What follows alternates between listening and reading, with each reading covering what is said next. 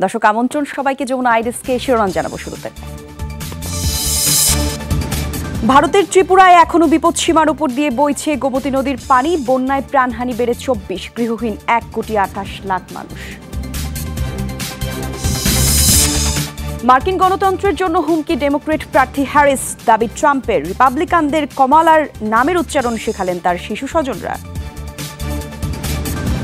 Everybody over here say Kama. Everybody over here say La. Together.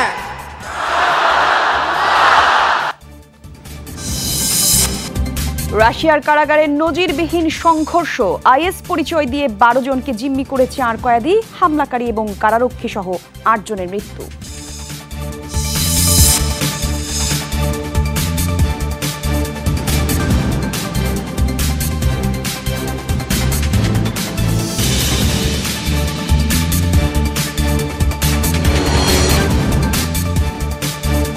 শিরোনাম দেখছিলেন দর্শক, বিস্তারিত জানাবো আমি জান্নাতুল কলি আছি আপনাদের সাথে।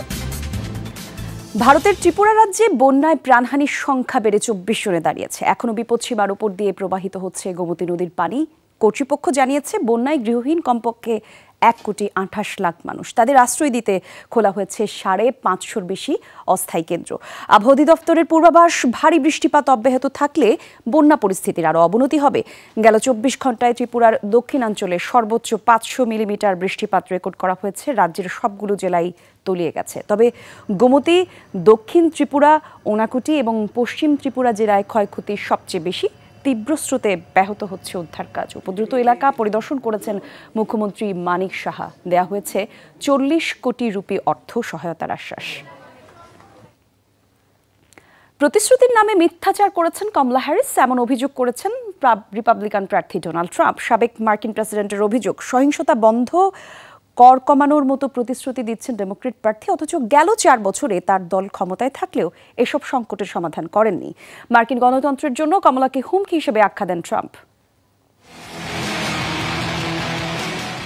ডেমোক্রেটিক পার্টির দলীয় মনোনয়নে কমলা হ্যারিস চূড়ান্ত হওয়ার পর প্রথমবারের মতো নির্বাচনী প্রচারণা ডোনাল্ড ট্রাম্পের। তাই অ্যারিজোনার সমাবেশে দেয়া ভাষণের পুরোটা সময় কমলা হ্যারিসকে তুলোধুনো করেন রিপাবলিকান প্রার্থী।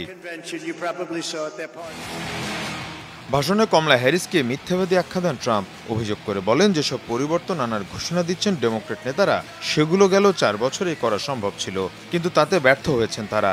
তাই আবারও প্রতিশ্রুতির নামে মিথ্যা বুলি আওড়ানো হচ্ছে।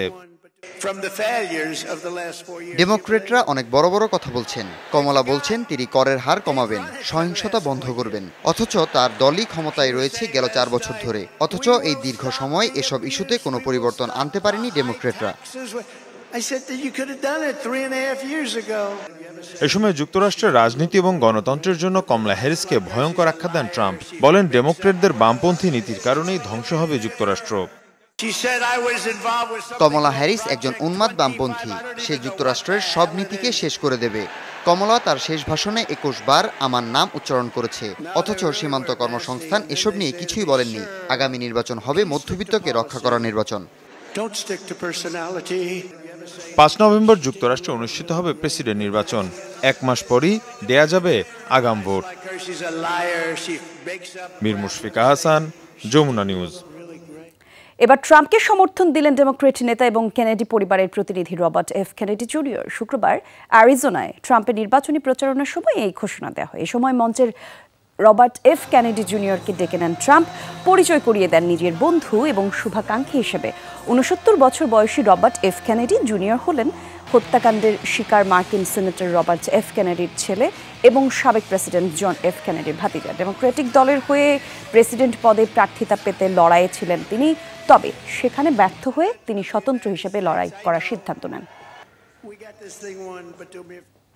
মার্কিন প্রেসিডেন্ট নির্বাচনে ডেমোক্রেট প্রার্থী কমলা হ্যারিসের নামে ভুলভাল উচ্চারণ নতুন নয়। বিশেষ করে ডোনাল্ড ট্রাম্প সহ অন্যান্য রিপাবলিকান নেতারা বিভিন্ন সময় বিকৃত করছেন তার নাম, জানিয়ে সমালোচনাও হয়েছে অনেক। এবার দলীয় কনভেনশনের শেষের দিন কমলার শব্দের শুদ্ধ উচ্চারণ শিখিয়েছেন কমলার 2 শিশু স্বজন।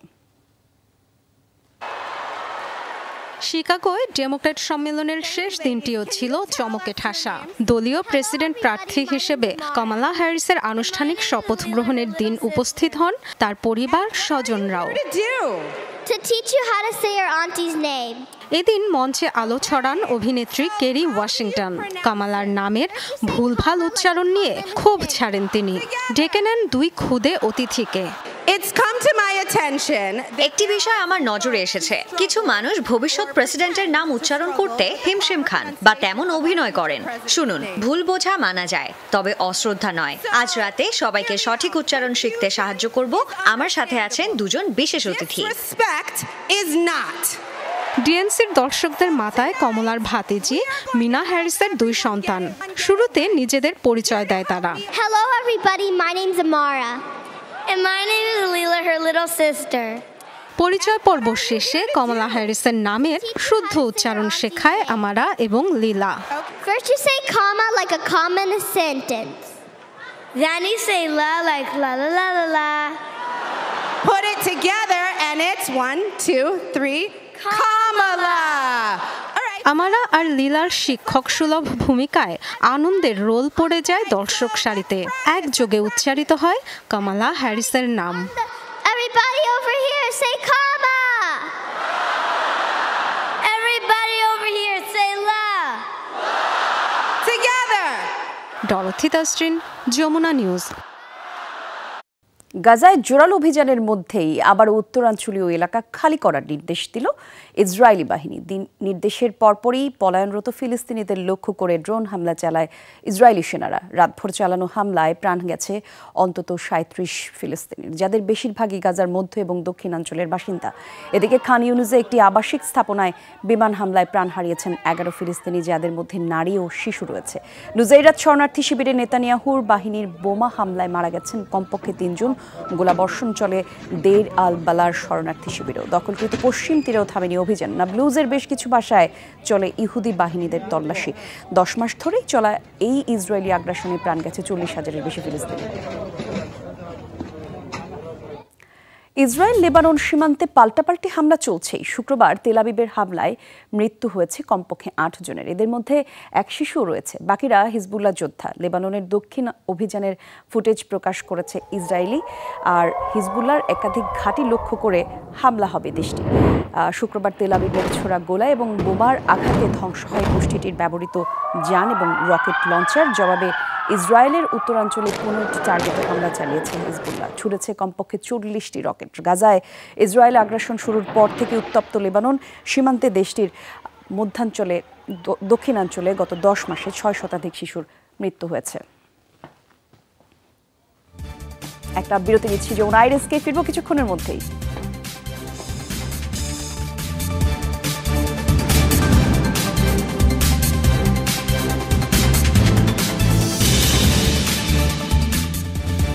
আপনারা দেখছেন যমুনা আইরিস।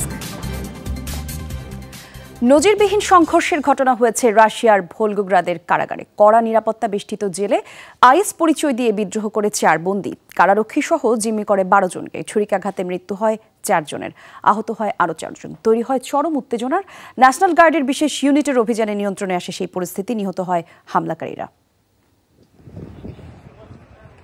মস্কো থেকে 860 কিলোমিটার দক্ষিণ পূর্বে ভলগোগ্রাদে IK-19 সুরোভিকিনো কারাগার। 1200 কুখ্যাত আসামির আবাস এই বন্দিশালা। শুক্রবার ব্যাপক নাটকীয়তা আর সহিংসতার সাক্ষী হয় কড়া নিরাপত্তা বেষ্টিত কারাগারটি। 4 কয়েদি ও 8 কারারক্ষীকে জিম্মি করে একটি বিদ্রোহী দল। ছুরিকাঘাত করে জিম্মিদের। একটি ভিডিও প্রকাশ্য করে হামলাকারীরা। সেখানে নিজেদের আইএস সদস্য বলে দাবি করে তারা। জানায় মুসলিমদের ওপর নিপীড়নের প্রতিশোধ নিতে চায় তারা। আহত রক্তাক্ত জিম্মিদের ছবিও প্রকাশ করে। শুরু হয় পুলিশ ও ন্যাশনাল গার্ডের বিশেষ ইউনিটের শ্বাসরুদ্ধকর অভিযান। 4 হামলাকারীকে হত্যা করে স্নাইপাররা। উদ্ধার করে জিম্মিদের। এর আগেই অবশ্য মৃত্যু হয় 3 কারারক্ষীর। হাসপাতালে মৃত্যু হয় আরও 1 জনের। FSIN-এর 4 কর্মী হাসপাতালে চিকিৎসাধীন। এদের মধ্যে 2 জনের অবস্থা আশঙ্কাজনক। বাকি 2 জনের জখম মাঝারি ধরনের, সার্জারি চলছে। ন্যাশনাল গার্ড জানিয়েছে 4 হামলাকারীর বয়স 23 থেকে 29 বছরের মধ্যে। উজবেকিস্তান ও তাজিকিস্তানের নাগরিক তারা। নিরাপত্তা বিভাগের সাথে ভার্চুয়াল মিটিংয়ে প্রেসিডেন্ট ভ্লাদিমির পুতিনকে সুরোভিকিনো কারাগারের সহিংসতার বিষয়ে অবহিত করেন কর্মকর্তারা। এফপিএস আমাকে ভলগোগ্রাদের কারাগারের পরিস্থিতি সম্পর্কে অবহিত করেছে। স্বরাষ্ট্র মন্ত্রণালয় ও রাশিয়ান গার্ডের পরিচালকের কাছ থেকে তাদের পর্যালোচনা জানব, এরপর ব্যবস্থা নেওয়া হবে। এর আগে চলতি গ্রীষ্মেই রাশিয়ার রোস্তভের এক কারাগারে 2 নিরাপত্তারক্ষীকে জিম্মি করে আইএস পরিচয় দেয়া 6 কয়েদি। নিরাপত্তা বাহিনীর অভিযানে মৃত্যু হয় 5 জনের, অপরজনের 20 বছরের সাজা হয়। ডরথি তাস্ট্রিন, যমুনা নিউজ। ইউক্রেনকে নতুন করে সামরিক সহায়তা দিচ্ছে যুক্তরাষ্ট্র। শুক্রবার $125 মিলিয়ন সহায়তা প্যাকেজ ঘোষণা করেছে পেন্টাগন। মার্কিন প্রতিরক্ষা বিভাগ জানিয়েছে গুরুত্ব দেওয়া হয়েছে আকাশ প্রতিরক্ষা ব্যবস্থাকে। এছাড়া হাইমার্স, জ্যাভেলিন সহ অ্যান্টি মিসাইল ব্যবস্থা, বোমা এবং গোলাবারুদ থাকবে এই সহায়তার আওতায়। মার্কিন প্রেসিডেন্ট জো বাইডেন এবং ইউক্রেনের প্রেসিডেন্ট ভলোদিমির জেলেনস্কির মধ্যে ফোন আলাপের পরপরই আসে এই ঘোষণা। হোয়াইট হাউসের এক বিবৃতিতে বলা হয়, যুদ্ধে ইউক্রেনকে ঠেকাতে পারবে না রাশিয়া। প্রতিটি পদক্ষেপে কিয়েভের সাথে থাকবে যুক্তরাষ্ট্র ও মিত্ররা। 2022 সালে ফেব্রুয়ারিতে ইউক্রেনের রাশিয়ার অভিযানের শুরুর পর কিয়েভকে এ পর্যন্ত $55.7 বিলিয়ন বেশি সামরিক সহায়তা দিয়েছে পেন্টাগন।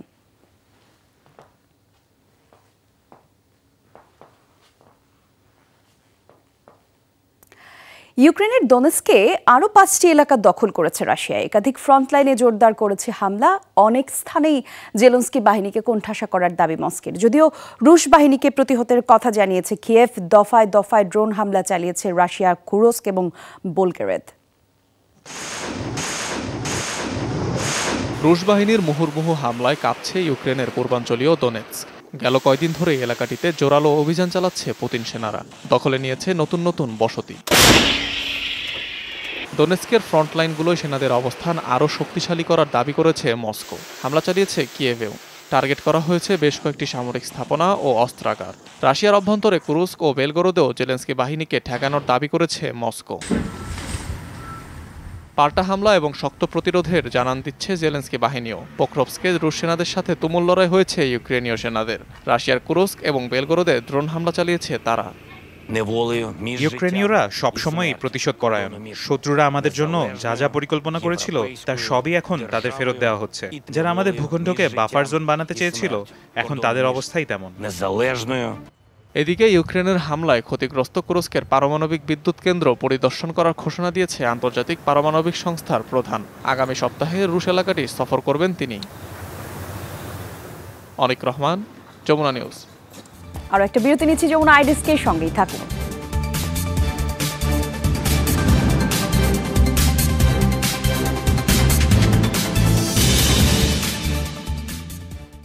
আপনারা দেখছেন যমুনা আইডিস্ক। মেক্সিকোতে সন্ত্রাসীদের গুলিতে প্রাণ হারালেন 2 মার্কিন বৃদ্ধা। শুক্রবার স্থানীয় সময় সকালে দেশটির উত্তরাঞ্চলীয় প্রদেশ সোনোরাতের হাইওয়েতে আততায়ীদের হামলায় এই প্রাণহানি হয় তাদের। এই ঘটনায় এখনও আটক করা যায়নি কাউকে। ঘটনাস্থলে পাওয়া গেছে স্বয়ংক্রিয় রাইফেল। জড়িতদের সন্ধানে চলছে অভিযান। নেওয়া হবে উপযুক্ত ব্যবস্থা, জানিয়েছে স্থানীয় কর্তৃপক্ষ। নিহত নাগরিকরা যুক্তরাষ্ট্রের অ্যারিজোনা প্রদেশের বাসিন্দা ছিলেন। তারা যুক্তরাষ্ট্র মেক্সিকোয় দ্বৈত নাগরিক ছিলেন। উত্তর আমেরিকার দেশ মেক্সিকোর এই অঞ্চলটি সহিংসতার জন্য কুখ্যাত। সীমান্তবর্তী এলাকার বাসভবন, অভিবাসন প্রত্যাশীদের রুট হিসেবে ব্যবহৃত হতো এই রাস্তা।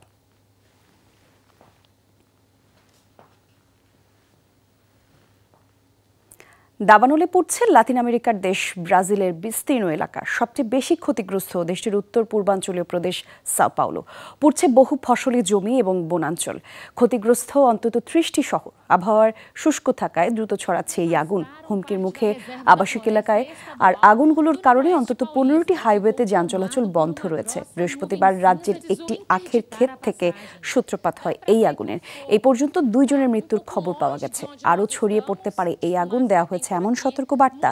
গঠন করা হয়েছে জরুরি কমিটি। ব্রাজিলের সাও পাওলো প্রদেশে 11 মিলিয়নের বেশি মানুষের বসবাস। জনসংখ্যার দিক থেকে যা লাতিন আমেরিকার অন্যান্য প্রদেশের তুলনায় সর্বোচ্চ।